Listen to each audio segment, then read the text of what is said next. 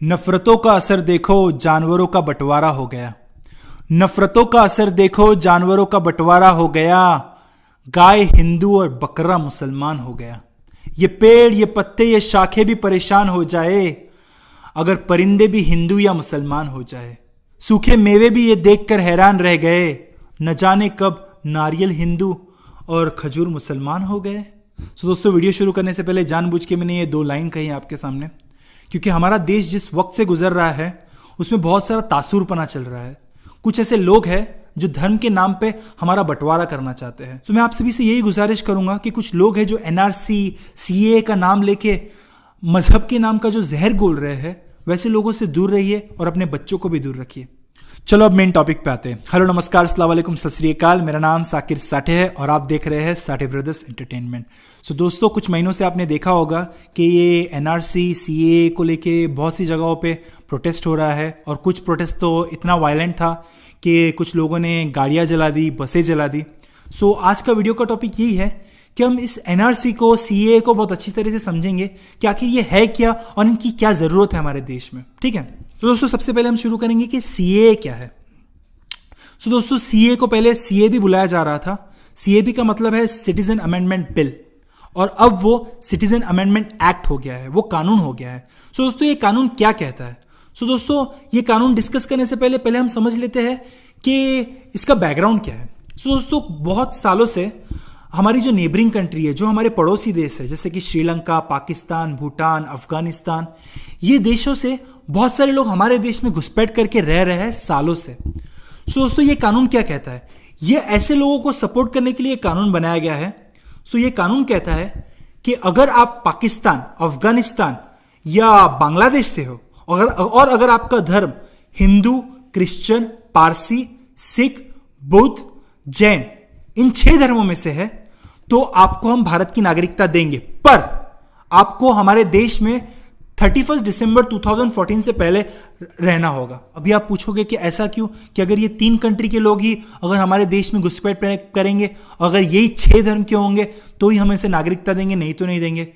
क्या होगा अगर श्रीलंका से कोई हमारे देश में घुसपैठे? नहीं दोस्तों, हम उसे कंसिडर नहीं करेंगे, क्योंकि ये कानून कहता है कि जो भी लोग रिलीजियस प्रोसिक्यूशन फॉलो कर रहे हैं, जो माइनॉरिटीज़ है, जैसे कि अगर आप पाकिस्तान, अफगानिस्तान, बांग्लादेश देखोगे, इसमें मुसलमान लोग है वो मेजॉरिटी है, और ये जो धर्म जो मैंने मेंशन किए वो माइनॉरिटी है। तो उनका कहना है अगर वो यहाँ घुसपैठ किए हैं, अगर वो कहते हैं कि वो रिलीजियस प्रोसिक्यूशन का शिकार है, मतलब धर्म के सताए हुए लोग हैं, जैसे कि अगर कोई मुस्लिम धर्म वाला है, अगर कोई क्रिश्चियन धर्म वाला है, वो उस पर अत्याचार कर रहा है और वो पाकिस्तान से भाग के यहाँ आया है, तो हम आपको नागरिकता के लिए कंसिडर करेंगे।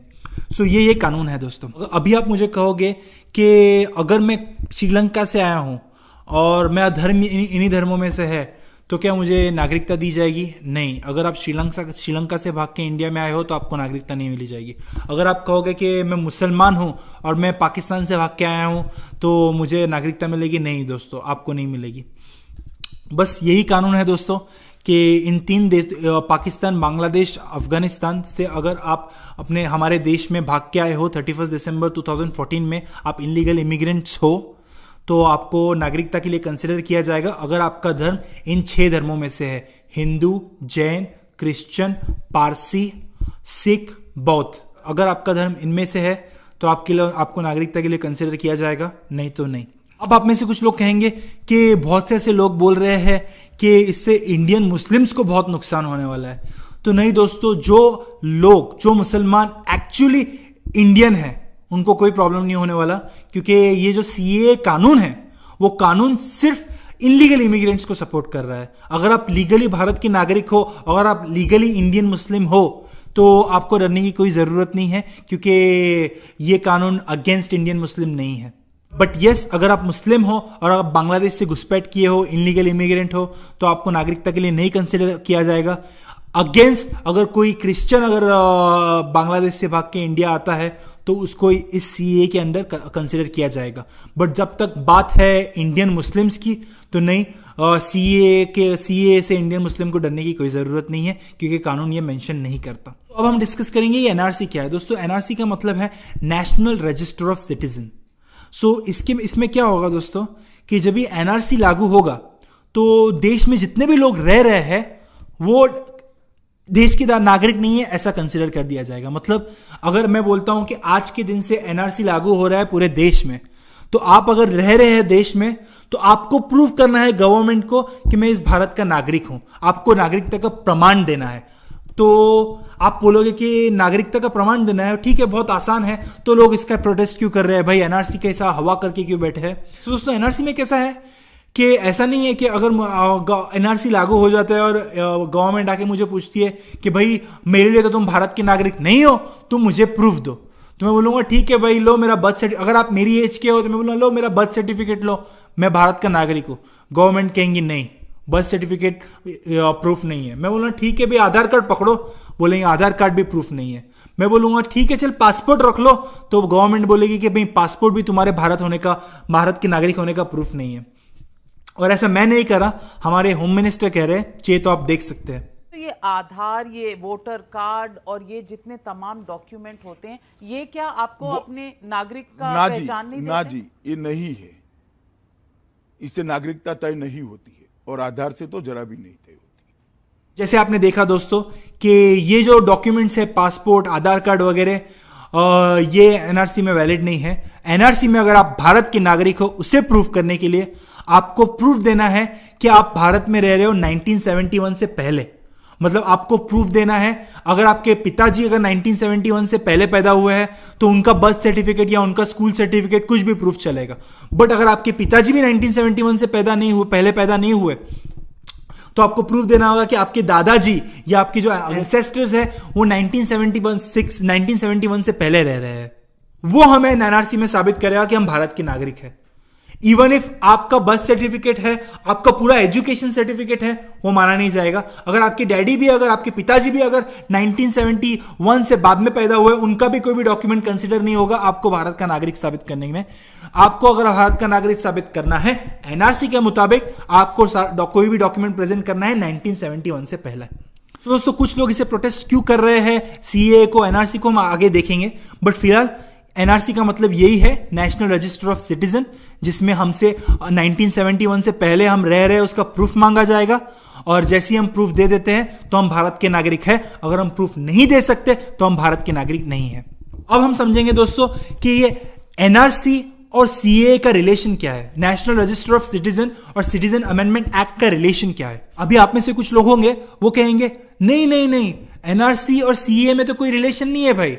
सीए है वो इलीगल इमिग्रेंट्स के लिए बनाया गया है और एनआरसी है वो नेशनल रजिस्टर ऑफ सिटीजन है, जिसमें हमें प्रूफ करना है हमारी नागरिकता। सो दोस्तों आप क्रोनोलॉजी समझ नहीं रहे, पहले सीए आएगा और एनआरसी आएगा, इसमें है रिलेशन। ऐसा मैं नहीं कह रहा, हमारे होम मिनिस्टर कह रहे हैं, चाहिए तो आप देख सकते हैं। आप क्रोनोलॉजी समझ लीजिए, पहले सीए भी आने जा रहा है, सीए भी आने के बाद एनआरसी आएगा और एनआरसी सिर्फ बंगाल के लिए नहीं आएगा, पूरे देश के लिए आएगा। अब मैं उम्मीद करता हूं आप क्रोनोलॉजी समझ गए होंगे, पहले सीए आएगा फिर एनआरसी आएगा। आप समझिए, क्रोनोलॉजी समझिए। इसमें कैसा होगा कि पहले सीए में जो हमारे जो पाकिस्तान, अफगानिस्तान, बांग्लादेश से जो इलीगल इमिग्रेंट्स आए हैं 31 दिसंबर 2014 से पहले, ये 6 धर्म जो मैंने कहे, हिंदू, क्रिश्चियन, जैन, सिख, बौद्ध, पारसी, इनमें से अगर ये जो क्राइटेरिया में जो फिट हो रहे हैं उनको सीए के मुताबिक नागरिकता मिल जाएगी। ये कानून आ गया, अगर एनआरसी अप्लाई होता है तो उनमें उनको नागरिकता दे दी जाएगी और फिर एनआरसी होगा। तो आप क्रोनोलॉजी समझ रहे हैं, राइट? मेरा पॉइंट समझ रहे हैं, राइट? पहले सीए फिर एनआरसी। सो दोस्तों यही अपना रिलेशन है कि पहले सीए लाल दिया है, तो सीए की वजह से जो अपने जो इलीगल इमिग्रेंट्स है, जैसे कि पाकिस्तान, अफगानिस्तान, बांग्लादेश से है, उनको थोड़ा सा हेल्प हो जाएगा, जो ये 6 धर्म से बिलोंग करते हैं। सो दोस्तों अब आप कहोगे कि ठीक है भाई, सीए में ऐसा हो रहा है और एनआरसी में हमको प्रूफ मांग रहे हैं, तो कुछ लोग हैं जो इसका प्रोटेस्ट क्यों कर रहे हैं। सो दोस्तों आपको एक समझने की जरूरत है, मैं आपको एक एग्जांपल दूंगा। ये जो सीए है वो रिलीजियस डिस्क्रिमिनेशन क्रिएट करता है। और मतलब कैसे, जैसे कि अभी मैं आपको एक एग्जांपल देता हूं, ठीक है? आप एक जगह पे रह रहे हो 50 साल से, ठीक है? आपका एक घर है या एक बिल्डिंग है समझ लो, या कहीं भी आप रह रहे हो 50 साल से। आपके 2 नेबर है, वो दोनों भी 50 साल से रह रहे हैं। आपके दादाजी और उन दोनों के दादाजी भी दोस्त थे। बट एक नेबर है वो क्रिश्चियन है, दूसरा नेबर है वो मुस्लिम है, और सडनली एनआरसी में आपको पता चलता है, या कभी भी ऐसा पता चलता है आपको, कि ये जो दोनों नेबर है वो रिफ्यूजीज है, इनलीगल इमिग्रेंट्स है। 1971-72 के आसपास, 50 साल की पहले ये दोनों लोग इनलीगली बांग्लादेश से हमारे देश में घुसपैठ करके रह रहे हैं। सो दोस्तों, इसमें कैसे होगा? ये जो कानून होगा उसमें एनआरसी के अंतर्गत, ये जो कानून होगा उसमें सीए के अंतर्गत जो बंदा है, जो बांग्लादेश से जो क्रिश्चियन बंदा आया है इनलीगली, उसे तो नागरिकता दे दी जाएगी क्योंकि वो 31 दिसंबर 2014 से पहले आया होगा, राइट। बट ये जो मुसलमान बंदा है, जो मुस्लिम बंदा है, उसे नागरिकता नहीं देगी। तो दोस्तों, आप देखने की कोशिश करो इसमें गलत क्या है। इसमें रिलीजियस डिस्क्रिमिनेशन क्रिएट हो रहा है। आप नागरिकता दोगे धर्म के ऊपर। ये क्रिश्चियन है इसलिए इसे नागरिकता मिलेगी, ये मुस्लिम है इसलिए इसे नहीं मिलेगी। आप राइट ऑफ इक्वालिटी अफेक्ट कर रहे हो। चलो हिंदू मुस्लिम भूल जाओ, इमेजिन करो कि ये क्रिश्चियन है और जो बांग्लादेश से आया है, और ये भी क्रिश्चियन है जो श्रीलंका से आया है, बट हम राइट ऑफ इक्वालिटी भी अफेक्ट कर रहे हैं। हम डिस्क्रिमिनेशन रीजन बेस भी कर रहे हैं कि भाई ये बांग्लादेश से आया है तो बांग्लादेश का क्रिश्चियन है इसलिए हम इसे राइट नेशनलिटी प्रोवाइड करेंगे, बट ये श्रीलंका का क्रिश्चियन है इसलिए हम नेशनलिटी प्रोवाइड नहीं करेंगे। दोस्तों, ये जो कानून है बहुत हद तक religious discrimination, right of equality को अफेक्ट कर रहा है, और ऐसी चीजों को लोग बहुत क्वेश्चन कर रहे हैं। यही वजह है कि बहुत से लोग इस कानून के अगेंस्ट है। प्लस ये कानून क्या कहता है कि जो रिलीजियस परसिक्यूशन के शिकार है, मतलब जो धर्म के सताए हुए हैं, ये अफगानिस्तान, पाकिस्तान, बांग्लादेशी लोग, और इनमें से इन्होंने 6 धर्म डिफाइन कर दिए। बहुत लोगों को पता नहीं होगा, कुछ सिया और अहमदिया मुस्लिम होते हैं, उनको भी बहुत डिस्क्रिमिनेशन फेस करना पड़ता है पाकिस्तान और अफगानिस्तान में। तो दोस्तों, इन्होंने जो कानून रखा है रिलीजियस परसिक्यूशन, उनको कानून रखना चाहिए था परसिक्यूशन, मतलब सिर्फ सताए हुए लोग, उनका हर एक इंसान का केस कंसिडर करना चाहिए था। प्लस उन लोगों ने सिर्फ नेशन डिफाइन कर दिए है, बांग्लादेश, पाकिस्तान, अफगानिस्तान। क्यों श्रीलंका का आदमी नहीं आ सकता? आप श्रीलंका के लोगों को क्यों बना नहीं दे सकते? सो ये लोगों के दिमाग में आ रहा है कि राइट ऑफ इक्वालिटी, आप परसिक्यूशन नहीं पढ़ रहे हो। आप उनकी कंट्री में जो सताए हुए लोग हैं वो कुछ भी हो सकता है दोस्तों, तो सब सारे केस कंसिडर क्यों नहीं किए जा रहे? तो दोस्तों, यही चीजों की वजह से बहुत सारे लोग हैं जो ये चीज का प्रोटेस्ट कर रहे हैं। सो दोस्तों, ये तो हो गया सीए का। लोग एनआरसी को प्रोटेस्ट क्यों कर रहे हैं दोस्तों? दोस्तों, इसमें कैसा, एनआरसी में कैसा है, आपको प्रूफ देना है कि 1971 से पहले अगर आप इस देश में रह रहे हो। दोस्तों, ऐसे कितने लोग हैं जिनके पास अपने दादाजी का बर्थ सर्टिफिकेट होगा, या जिनके दादाजी स्कूल गए रहे होंगे। तो कभी कभी ऐसा हो सकता है जो मजदूर लोग हैं, जो एक काफी बड़ा टप्पा है हिंदुस्तान में दोस्तों, मजदूरों का, गरीब लोगों का, तो उनके केस में कैसे होगा कि चलो वो कोई मेरी एज का है, वो बोलेगा ठीक है भाई, मेरे पास तो मेरा सर्टिफिकेट है, मेरे डैडी के पास मेरा सर्टिफिकेट नहीं है, मेरे पिताजी के पास उनका सर्टिफिकेट नहीं है, और मेरे दादाजी के पास उनका सर्टिफिकेट नहीं है।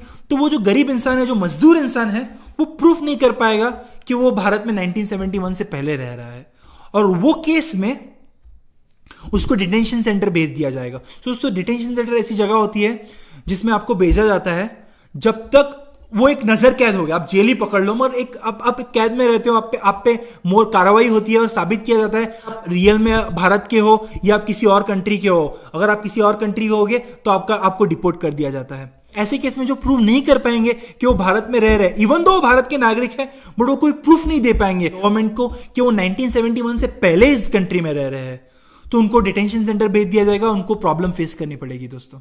तो दोस्तों, सीए को लोग प्रोटेस्ट करते हैं क्योंकि वो religious discrimination, right of equality को अफेक्ट कर रहा है, और एनआरसी को लोग प्रोटेस्ट कर रहे हैं क्योंकि बहुत से लोगों के पास 1971 से पहले का प्रूफ लाना थोड़ा डिफिकल्ट है। पहले भी आसाम में एनआरसी हो गई है दोस्तों, और वहां के भी कुछ रेफरेंस है, इसी की वजह से लोग बहुत प्रोटेस्ट कर रहे हैं, उसको हम आगे देखेंगे, बट फिलहाल इसी की वजह से लोग प्रोटेस्ट कर रहे हैं। दोस्तों, हम देखेंगे कि एनआरसी की हमारे देश में जरूरत क्या है। चलो, समझा मैंने, इवन दो सीए में रिलीजियस डिस्क्रिमिनेशन क्रिएट हो रहा है, राइट ऑफ इक्वालिटी अफेक्ट हो रही है, बट कहीं ना कहीं लोगों को इसमें एडवांटेज होगा। चलो, तो मान लिया सीए की जरूरत है, तो क्वेश्चन ऐसा आता है कि एनआरसी में हमारे देश में जरूरत क्या है। सो ये क्वेश्चन डिस्कस करने से पहले दोस्तों, हम सबसे पहले समझेंगे आसाम में हुई एनआरसी। सो दोस्तों, जब बांग्लादेश का पार्टीशन हुआ था, तो बांग्लादेश में से बहुत सारे ऐसे लोग थे जो आसाम में घुसपैठ करके बैठ रहे थे। वो समय में आसामी लोग भी चाहते थे कि उनके स्टेट में एनआरसी हो, नेशनल रजिस्टर ऑफ सिटीजनशिप बने, जिसमें इलीगल इमिग्रेंट आइडेंटिफाई हो पाए। ठीक है, तो इसलिए ये कंसेप्ट, एनआरसी का कंसेप्ट तब इंट्रोड्यूस्ड हुआ कि बांग्लादेश से जो आसाम में घुसपैठ करके बैठे हैं जो इनलीगल इमिग्रेंट्स हैं, वो आइडेंटिफाई कर पाए कि आखिर आसाम के भारत के नागरिक कौन है और इसमें घुसपैठिए कौन है, इनलीगल इमिग्रेंट्स कौन है। तो एनआरसी का कंसेप्ट तब आया। सो दोस्तों, आसाम की पॉपुलेशन थी 3 करोड़ और जब वहां एनआरसी हुआ तो 19 लाख लोग प्रूफ नहीं कर पाए कि वो भारत के नागरिक है। आप चाहते हो तो YouTube पे आसाम एनआरसी करके डॉक्यूमेंट्री सर्च करके देखिए कि ऐसा पॉसिबल नहीं है दोस्तों। जो 19 लाख का इतना बड़ा आंकड़ा मिला था, ऐसा पॉसिबल नहीं कि सबके सब इनलीगल इमिग्रेंट्स हो।